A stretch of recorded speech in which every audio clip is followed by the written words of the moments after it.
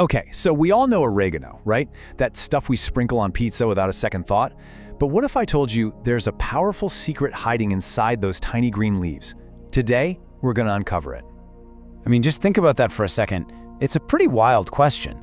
The idea that a simple kitchen spice could be that powerful? Well, it's fascinating. And that's exactly what we're digging into today. And here it is, the central claim from our source material. This isn't just one little benefit, we're talking about a triple threat. It's antibacterial, it's anti-inflammatory, and it's an immune booster. That's a huge statement, so let's see what's behind it. So, how did this everyday herb get such a massive reputation?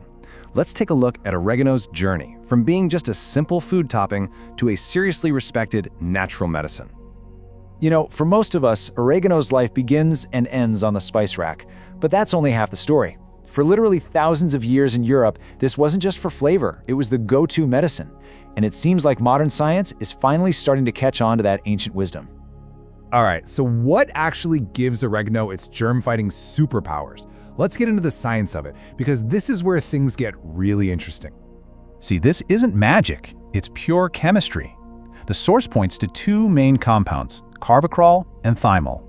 Think of these as the active ingredients, the power players that have been studied for their seriously strong effects on microbes. And these effects are incredibly broad. The source credits them with being antibacterial, antifungal, and antiviral. So how do they do it? Well, the claim is these compounds literally rip apart the cell membranes of these nasty microbes, stopping them dead in their tracks.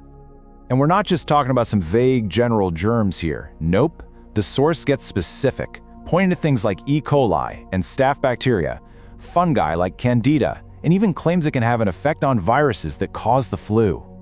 But wait, the story doesn't stop with fighting germs. The source makes another huge claim about oregano's ability to fight inflammation. So the big question is, could this be a natural alternative to the stuff we buy at the pharmacy? Now this is a really fascinating comparison.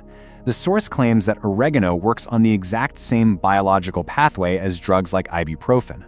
But, and this is the real kicker, it suggests oregano can do this without the same potential for nasty side effects.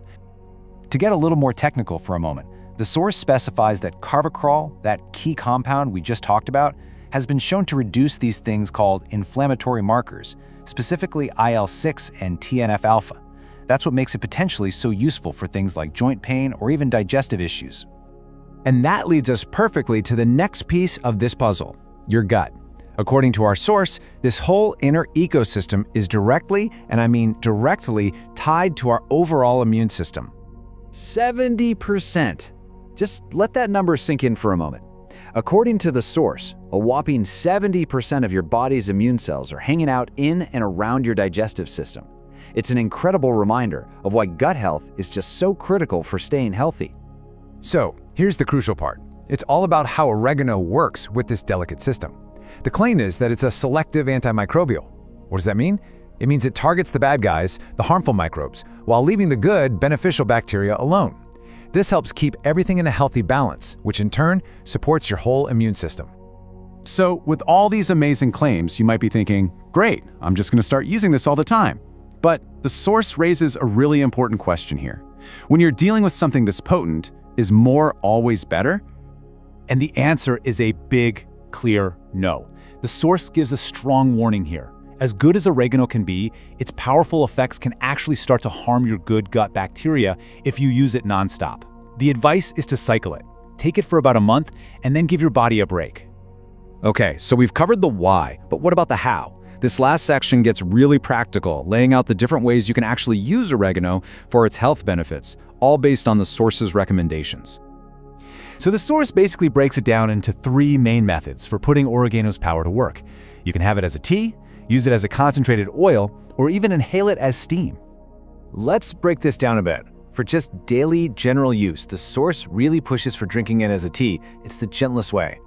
The oil, on the other hand, needs to be used with caution.